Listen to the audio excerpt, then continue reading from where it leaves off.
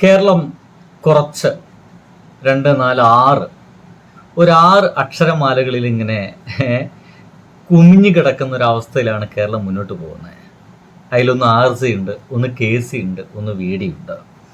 ഇതിലേത് അക്ഷരമാലകളാണ് ആ ഒരു കസേരയിൽ കയറിയിരിക്കുക, മുഖ്യമന്ത്രി കസേരയിൽ കയറിയിരിക്കുക എന്ന് പറയുന്ന ഭയങ്കരകരമായ കൺഫ്യൂഷനിലാണ് ഇപ്പോൾ കേരളം പോയിക്കൊണ്ടിരിക്കുന്നത്.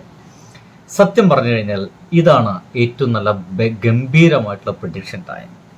ചില ആളുകളൊക്കെ ചോദിക്കാൻ തുടങ്ങിയിട്ടുണ്ട്, ആ പിണറായി വിജയൻ ചേട്ടനെ തന്നെ തിരികെ കൊണ്ടുവരാൻ പറ്റുമോ ഇല്ല അല്ലേ എന്ന തരത്തിലുള്ള ചില ചിത്രം സ്റ്റൈൽ ചോദ്യങ്ങളൊക്കെ ആളുകൾ ചോദിക്കാൻ തുടങ്ങിയിട്ടുണ്ട്.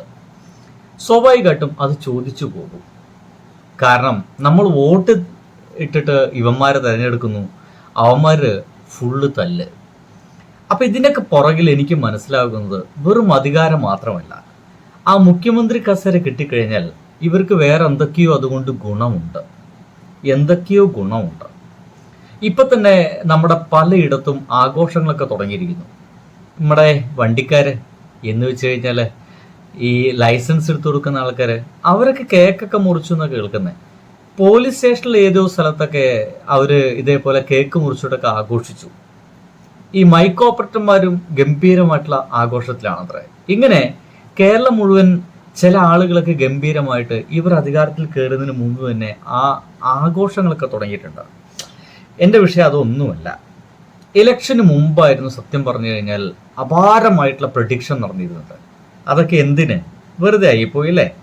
LDF ജയിക്കുമെന്ന് പറയുന്ന ഗംഭീരമായിട്ടുള്ള പ്രഡിക്ഷൻ ആയിരുന്നു. UDF തന്നെയാണ് തീർച്ചയായിട്ടും അധികാരത്തിൽ കയറുക എന്ന് പറയുന്ന പ്രഡിക്ഷൻ കൂടി ഉണ്ടായിരുന്നു. അതെല്ലാം വെറുതെ കാറ്റിൽ പറത്തിയിട്ട് ഇപ്പോഴാണ് സത്യം പറഞ്ഞു കഴിഞ്ഞാൽ കേരളം ആദ്യമായിട്ടാണ് ഇങ്ങനത്തെ ഒരു പ്രഡിക്ഷനിലേക്ക് എത്തുന്നത്.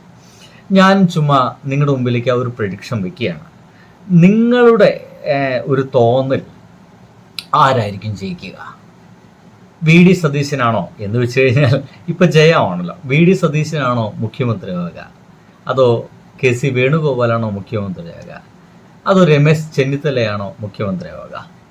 ഇതിൽ 3 പേരിൽ ആരാകും മുഖ്യമന്ത്രി കസേരയിലേക്ക് എത്തുക? ചുമ്മാ ഒന്ന് പ്രെഡിക്റ്റ് ചെയ്യും. ഇതെങ്കിലും ആരെങ്കിലൊക്കെ ജയിക്കട്ടെ. കമ്മ്യൂണിസ്റ്റുകാരെ, നിങ്ങളും പ്രെഡിക്റ്റ് ചെയ്യും. നിങ്ങളൊക്കെ ഇപ്പോൾ ഭയങ്കര ആഘോഷത്തിലാണെന്നറിയാം. കേരളത്തിലെ കമ്മ്യൂണിസ്റ്റുകാരൊക്കെ ഭയങ്കര സന്തോഷത്തിലാണ്. കാരണം എലക്ഷൻ കഴിഞ്ഞ മിക്കവാറും കമ്മ്യൂണിസത്തിൻ്റെ എല്ലും വാരിയലൊക്കെ എടുത്തിട്ട് അമ്മാനമാടാന്ന് വിചാരിച്ച കുറേ ആൾക്കാരുണ്ട്. അങ്ങനെ ചർച്ച ചെയ്തിട്ട് കമ്മ്യൂണിസം ഭയങ്കര പ്രശ്നമാണ്, നിങ്ങൾ ഭയങ്കര പ്രശ്നമാണ്, നിങ്ങൾ ചിരിക്കുന്നില്ല, നിങ്ങൾ ആളുകളെ കണ്ടു കഴിഞ്ഞാൽ വീട്ടിൽ പോടാ എന്നാണ് പറയണത് എന്ന് പറഞ്ഞ ഡയലോഗുകളൊക്കെ വെച്ചിട്ട് പിണറായി വിജയനെ വധിക്കുക, ഒപ്പമുള്ള മറ്റെല്ലാ സഖാക്കളെയും വധിച്ച് ഒരു മൂലയിൽ അല്ലെങ്കിൽ ഒരു ചുമരിൽ ആണി അടിച്ചു വെക്കുക എന്നീ പറയുന്നൊരു കലാപരിപാടി തുടങ്ങാമെന്നാണ് എല്ലാവരും വിചാരിച്ചത്. പക്ഷെ ഇതൊന്നും നടന്നില്ല. ആ ഒരു കലാപരിപാടിക്ക് വേണ്ടിയിട്ട് ഒരുക്കൂട്ടി വെച്ച എല്ലാ ലേഖനങ്ങളും എല്ലാ കഥാപ്രസംഗങ്ങളും മങ്ങിപ്പോയി. കാരണം അപ്പോഴേക്കും ഇവർ കളി തുടങ്ങിയപ്പോൾ ചാനലുകൾക്ക് വേണ്ടത് റീച്ചാണല്ലോ. ഇവരെല്ലാവരും ഇവരെ കളി കാണാൻ വേണ്ടി നിന്നു. സത്യം പറഞ്ഞു കഴിഞ്ഞാൽ ഇപ്പോൾ അടുത്ത കാലത്ത് നമ്മുടെ കേരളത്തിൽ റിലീസാകാൻ പോകുന്ന സിനിമയെക്കുറിച്ച് പോലും കുട്ടികൾ അല്ലെങ്കിൽ ഒരു 18 വയസ്സ് കഴിഞ്ഞ് വോട്ട് ചെയ്ത് ഒരുത്തം പോലും സിനിമകളെക്കുറിച്ച് പോലും സംസാരിക്കില്ല. എല്ലാവരെയും വായിൽ ഇങ്ങനെ കുറേ വാക്കുകളാണ്.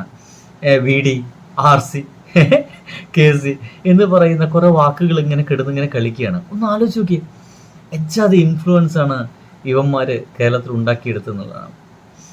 കൊള്ളാം, അടിപൊളി. ഇതിനൊക്കെ ആയിരിക്കും ഒരു പക്ഷേ രാഷ്ട്രീയ നാടകം എന്നൊക്കെ പറയേണ്ടായിരിക്കുക. എന്തായാലും എൻ്റെ ചോദ്യം ഞാൻ ഒഴിവാക്കുന്നില്ല. ഈ RCയിലും ഈ VDയിലും ഈ KCയിലും ആരായിരിക്കും മുഖ്യമന്ത്രി കസേരയിലെത്തുക? പറ്റുമെങ്കിൽ എൻ്റെ പ്രിയപ്പെട്ട കാഴ്ചക്കാരെ ഒന്ന് കമൻറ്റ് ചെയ്യണേ. ബൈ. നിങ്ങൾക്ക് വല്ല സമ്മാനം തരണോ എന്നുള്ളതൊന്ന് ആലോചിച്ച് പോട്ടെ. സാമ്പത്തികാവസ്ഥയൊക്കെ വലിയ പ്രശ്നമാണ്. ഈ UDF അധികാരത്തിൽ കയറിയിട്ട് വേണം വല്ലതും ഉണ്ടാക്കാൻ. ബൈ.